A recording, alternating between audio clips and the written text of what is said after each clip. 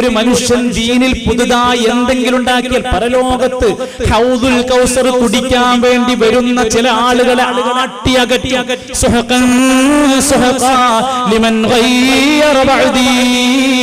എന്റെ കാലശേഷം ഈ ദീനിലില്ലാത്ത മാറ്റങ്ങൾ വരുത്തിയവരെ ഒഴിഞ്ഞൊഴിഞ്ഞ് ദൂരേക്ക് പോവുക. ആരാ? മതത്തിൽ ഇല്ലാത്തത് കൊണ്ടുവന്നുണ്ടാക്കുന്നവർ. എത്ര നല്ലതാണെന്ന് വിചാരിച്ച് ആരൊക്കെ എന്തൊക്കെ ചെയ്തു കൂട്ടിയാലും അവൻ അതുപോലെ ചെയ്തു കൂട്ടുന്നത് ഒരിക്കലും അംഗീകരിക്കാൻ നമുക്ക് കഴിയില്ല. നോക്കൂ നിങ്ങൾ, നമ്മുടെയൊക്കെ വീടുകളിൽ ഏറെയും പ്രയാസങ്ങൾ ഉണ്ടാക്കുന്ന രംഗമാണ് ഒരു വീട്ടിലൊരു മരണം നടന്നാൽ എന്തൊക്കെ അനാചാരം. മരിച്ചിട്ട് ഇന്നുവരെ ഈ ഇരിക്കുന്ന സദസ്സിൽ ഇന്നുവരെ സ്വന്തം ഉമ്മാന്റെ വാപ്പാന്റെ മയ്യത്ത് വീട്ടിൽ നിന്ന് കൊണ്ടുപോയിട്ട് മയ്യത്ത് നിസ്കരിക്കാത്ത എത്ര ആൾക്കാർ ഈ സദസ്സിലുണ്ടെന്ന് അറിയാം. എന്താ അവർ വിശ്വസിച്ചിരിക്കുന്നത്? ഞങ്ങൾക്ക് നിസ്കരിക്കാൻ പാടില്ല. ആയിഷ റളിയല്ലാഹു അൻഹ സഅദ് ഇബ്നു അബീ വഖാസ് റളിയല്ലാഹു അൻഹുവിന്റെ മയ്യിത്ത് നമസ്കരിച്ചത് ഹദീസിൽ കിടക്കണം. അതിനേക്കാട്ടിലൊക്കെ തഖ്വയുള്ള ആൾക്കാരാണ് അപ്പൊ നമ്മൾ. സ്വന്തം ഉമ്മാന്റെ ബാപ്പാന്റെ മയ്യിത്ത് നമസ്കരിക്കാൻ അവർക്ക് തടസ്സം. ഞങ്ങൾ സ്ത്രീകളാണ്, ഞങ്ങൾക്ക് നിസ്കരിക്കാൻ പാടില്ല. ആര് പറഞ്ഞു നമ്മളോട്? ഒന്ന് പഠിച്ചുകൂടെ നമുക്ക്? മരണപ്പെട്ട മയ്യിത്തിനെ വീട്ടിൽ നിന്ന് ഇറക്കി കൊണ്ടുപോയി കഴിഞ്ഞാൽ ചില വീടുകളിൽ ഉമ്മമാര് അവരുടെ കഷ്ടം എന്ന് പറയേണ്ടി വരും നമുക്ക്. അവർ ഇരിക്കുന്ന ഇദ്ദാ കാലത്തിനിടക്ക് ഒരു സ്വന്തം മക്കളെ പോലും കാണാൻ അനുവദിക്കാത്തവർ. എന്താ ഇദ്ദിരിക്കാണ്? അടുക്കളേക്കൊന്നും പോകാൻ പറ്റൂല, എല്ലാം വീട്ടിൽ റൂമിലേക്ക് കൊണ്ടുവരും. ആ റൂം എങ്ങനെയാ? ഒരു കാറ്റ് പോലും കടക്കാതെ മുഴുവൻ ഹോളുകളും അടച്ചിടുകയാണ്. എന്നിട്ട് ഈ ഇരിക്കുന്ന സ്ത്രീ ഒരു വെള്ള വസ്ത്രമൊക്കെ ധരിച്ചിട്ട് ഒരു പായയിൽ ഇങ്ങനെ അടങ്ങി ഒതുങ്ങി ഇരിക്കുകയാണ്. ആരാണ് ഇദ്ദയെ ഇങ്ങനെ പഠിപ്പിച്ചത്? വീട്ടുകാര്യങ്ങൾ ചെയ്യാം, മക്കൾക്ക് ഭക്ഷണം കൊടുക്കാം, ആവശ്യമെങ്കിൽ രോഗിയാണെങ്കിൽ പുറത്തു പോയിട്ട് ഒരു ഡോക്ടറെ അടുത്ത് പോകാം, ആഡംബരങ്ങളും അലങ്കാരങ്ങളും മണിയാതെ അന്യപുരുഷന്മാരുമായി കൂടിക്കലരാതെ ചെയ്യാം. ഇസ്ലാം പഠിച്ചാൽ മതം വളരെ എളുപ്പമാണ്, ലളിതമാണ്, ഒരു ബുദ്ധിമുട്ടും ഉണ്ടാകൂല. ഒരു ഞെരുക്കവും പ്രയാസവും മതം നമുക്കുണ്ടാകൂല.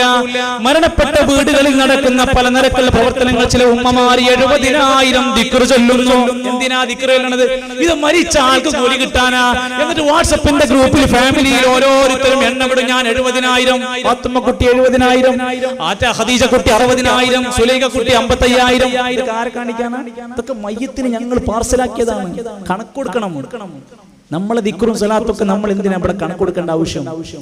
മരണപ്പെട്ട ആളുകൾക്ക് വേണ്ടി ഖത്മ ചെയ്യലാണ്. 5-ാമത്തെ ജുസ് മൂത്ത പെങ്ങള്, 10-ാമത്തെ ജുസ് രണ്ടാമത്തെ പെങ്ങള്, 25-ാമത്തെ ജുസ് ചെറിയ കുട്ടി. ഇങ്ങനെ വിഭജിക്കും. എന്നിട്ടെല്ലാരും പാടെ ഖത്മാക്കും. ആർക്കാ? അയാൾക്കല്ല. ഇതൊക്കെ മരിച്ച ആൾക്കുള്ളതാണ്. പഠിക്കണം നമ്മൾ. വിശുദ്ധ ഖുർആനിന്റെ വിശദീകരണമായി വിശദീകരിച്ച സമയത്ത് സൂറത്തുൻ നജ്മിന്റെ 39-ാമത്തെ ആയത്തിൽ ഇബ്നു കസീർ റഹ്മത്തുള്ളാഹി അലൈഹി പറയാണ്, അത്തരം പ്രവർത്തനങ്ങൾ മയ്യിത്തിന് ഉപകരിക്കൂല. കാരണം അത് മയ്യിത്ത് ചെയ്ത പ്രവർത്തനമല്ല, ജീവിച്ചിരിക്കുന്ന കാലത്ത് അയാൾ പ്രവർത്തിക്കേണ്ടതാണ്. എന്നാൽ ഒരു മകനോ മകളോ ആവട്ടെ, അവർ ചെയ്യുന്ന നമസ്കാരങ്ങൾ, സ്വതക്കകൾ, പുണ്യപ്രവർത്തനങ്ങളുടെ എല്ലാത്തിന്റെയും ഓഹരി മരിച്ച മാതാപിതാക്കൾക്ക് കിട്ടും. അതിൽ തർക്കമില്ല. ഇത് മക്കളാണ്, അവരുടെ സമ്പാദ്യമാണ്, അവരുടെ പ്രവർത്തനങ്ങളാണ്. അതുപോലെ തന്നെയാണ് മയ്യിത്ത് കൊണ്ടുവന്ന പോകുന്ന വീട്ടിൽ അവിടെ യതീമായ കുട്ടിയുണ്ട്, വിധവ കിടക്കുന്നുണ്ട്, ഇദ്ദ ഇരിക്കുന്നുണ്ട്, അതൊന്നും നോക്കണില്ല. അവിടെ നല്ല പായസം വിളമ്പുന്നു, നല്ല സദ്യ വിളമ്പുന്നു, എല്ലാവരെയും ക്ഷേമമായി സ്വീകരിച്ച് മരണ വീട്ടിൽ ഭക്ഷണത്തിലാക്കി കൊടുക്കുന്നു.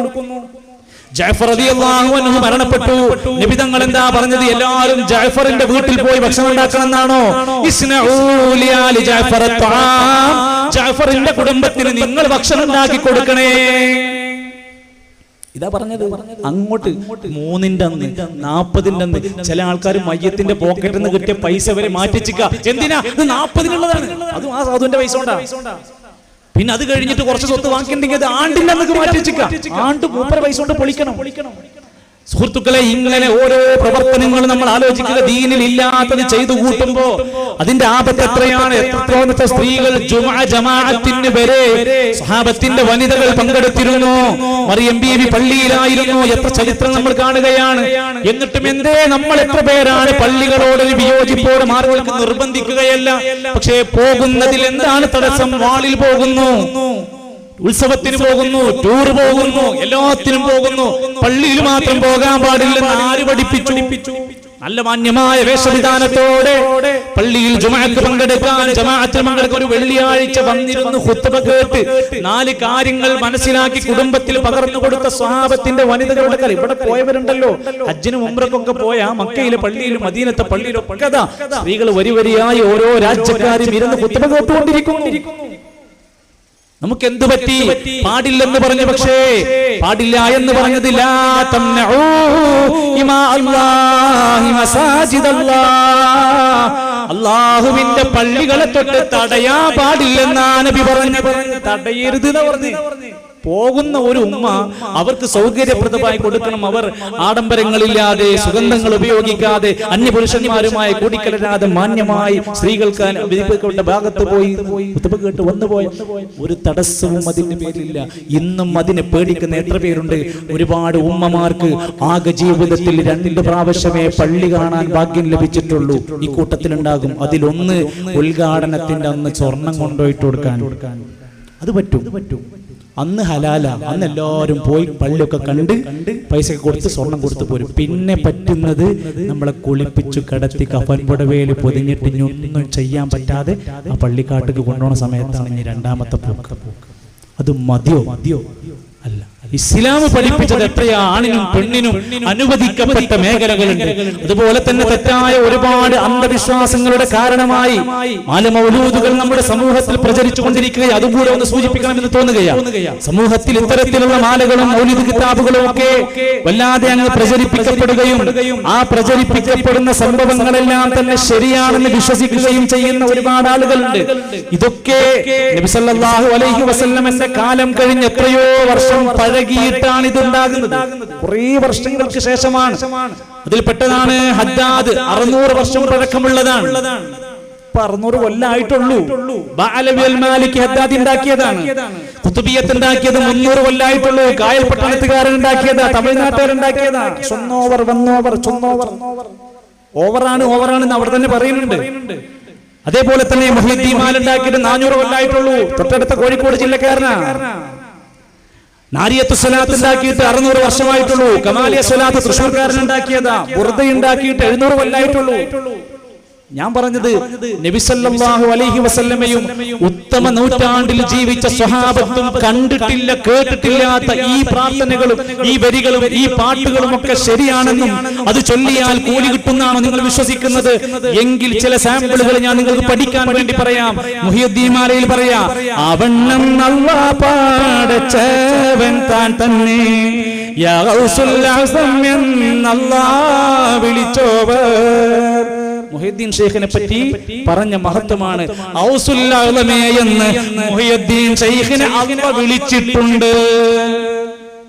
ഉണ്ടെങ്കിൽ അത് ഖുർആനിൽ കാണണ്ടേ?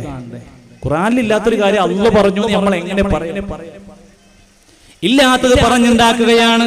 ഇബ്ലീസാ വേറെ ചാദിപ്പാനായി ചൊന്നാരേ ഇബ്ലീസെ ചാച്ചിക്കാടത്തിയായ ചോവർ. മുഹ്യിദ്ദീൻ ഷെയ്ഖിനെ ഇബ്ലീസ് വന്ന് വസ്വാസാക്കാൻ നോക്കിയപ്പോ ഒറ്റ ചവിട്ടങ്ങട് കൊടുത്തിട്ട് ഭൂമി കണ്ട് താഴ്ത്തി.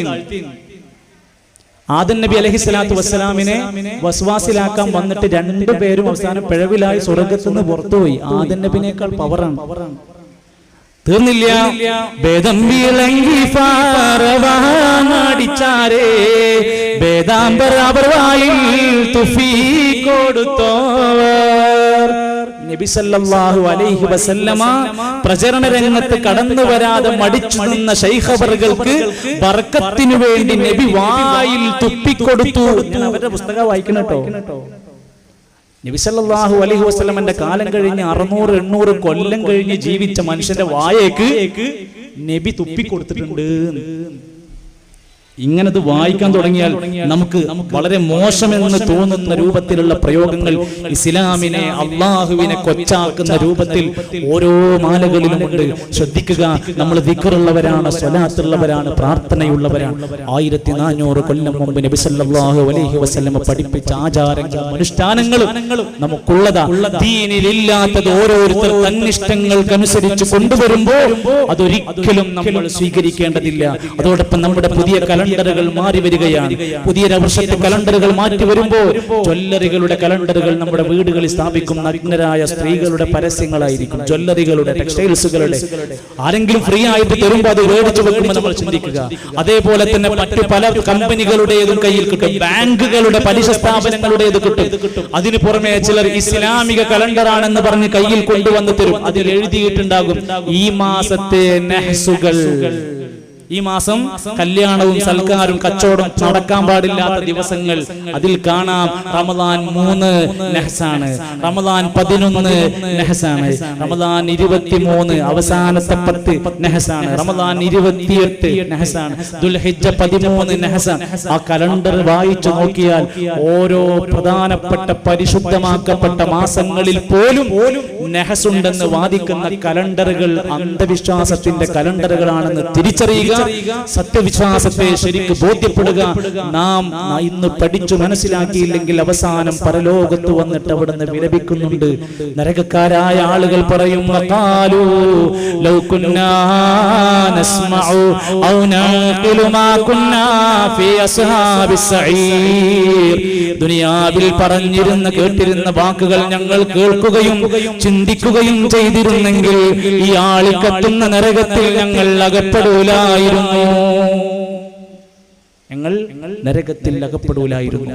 നമ്മളെ രക്ഷിക്കാൻ ഒരാളും വരാത്ത ഒരു പരലോകമുണ്ടെന്ന് ഈ വിശ്വാസം നമ്മൾ ഊട്ടിയുറക്കണം. നാളെ പരലോകത്ത് കുറ്റം ചെയ്ത് പാപിയായി സകല അന്ധവിശ്വാസങ്ങളും പേറി ദീനിനെതിരെ പ്രവർത്തിച്ചവിടെ വരുമ്പോ കുറ്റവാളിയായ മനുഷ്യൻ പറയുമത്രേ, അല്ലാഹുവേ എന്നെ ഒന്ന് രക്ഷിക്കണം, എന്നെ രക്ഷിക്കാൻ വേണ്ടി ഞാൻ വേണമെങ്കിൽ ഞാൻ നൊന്ത് പ്രസവിച്ച എന്റെ പൊന്നുമോനെ തരാം, ഞാൻ താരാട്ടുപാടിയ, ഞാൻ ഓമനിച്ച, ഞാൻ സൽക്കരിച്ച എന്റെ പ്രിയപ്പെട്ട മക്കളെ ഞാൻ നരകത്തിലേക്ക് തരാം, എന്നെ രക്ഷിക്കണം.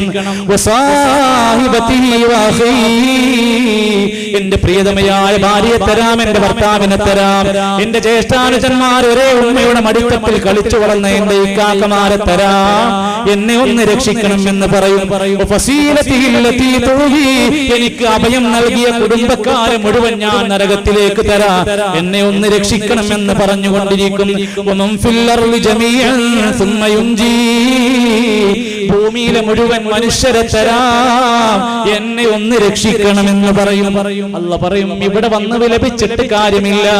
കല്ലാ ഇന്നഹാ ലലാ നസാഅത്തൻ ലിശവാ തദ്ഉ മൻ അദ്ബറ വതവല്ലാ. ആളിക്കത്തുന്ന നരകമല്ലാതെ നിങ്ങൾക്കൊന്നുമില്ല. സൂറത്ത് മആരിജ് വായിച്ചു നോക്കുക. അല്ലാഹു നമുക്ക് അറിഞ്ഞ് പഠിച്ചു മനസ്സിലാക്കി ജീവിതത്തെ ശരിക്ക് ഉൾക്കൊള്ളാനും സത്യസന്ധമായ ജീവിതത്തിന്റെ പാഠങ്ങളെ പകർത്താനുമുള്ള തൗഫീഖ് അല്ലാഹു നൽകുമാറാകട്ടെ. വരാനിരിക്കുന്ന സംസാരങ്ങൾ സാഗൂതം ശ്രദ്ധിക്കാനും പഠിക്കാനും തിരിച്ചറിവോടെ കൂടെ ഇവിടുന്ന് പോകാനും അല്ലാഹു നമുക്ക് വലിയ ഖൈറും ബറക്കത്തുകളും അതിലൂടെ നൽകുമാറാകട്ടെ. റബ്ബനാ തഖബ്ബൽ മിന്നാ ഇന്നക അൻതസ് സമീഉൽ അലീം വതുബ് അലൈനാ ഇന്നക അൻത തവ്വാബുർ റഹീം വസല്ലല്ലാഹു അലാ നബിയിനാ മുഹമ്മദ് വൽഹംദുലില്ലാഹി റബ്ബിൽ ആലമീൻ. അസ്സലാമു അലൈക്കും വറഹ്മത്തുള്ളാഹി വബറകാതുഹു.